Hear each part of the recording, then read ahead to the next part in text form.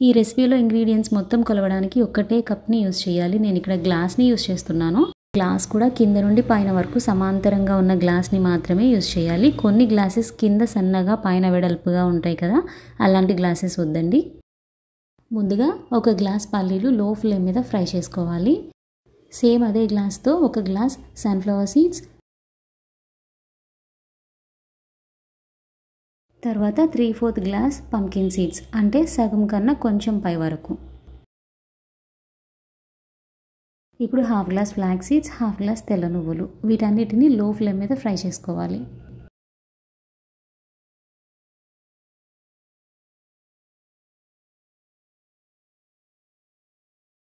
కొంతమంది కొన్ని రీజన్స్ ద్వారా కాజుని అవాయిడ్ చేస్తారు.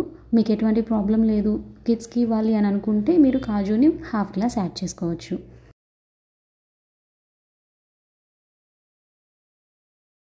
తర్వాత 1/4 కప్ వాల్నట్స్ని కూడా ఫ్రై చేసుకుని వీటన్నిటిని కోర్స్గా గ్రైండ్ చేసుకోవాలి. మనం దీనిలో పల్లీలు యాడ్ చేస్తున్నాం కాబట్టి ఎక్కువసేపు బ్లెండ్ చేయకూడదండి. బ్లెండ్ చేస్తే ఆయిల్ వచ్చేస్తుంది బయటికి.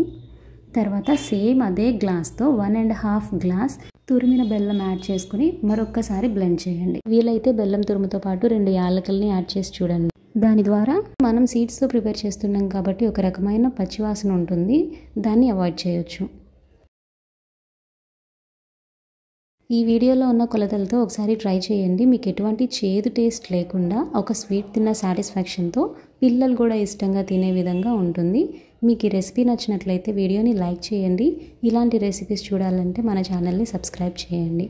Thanks for watching.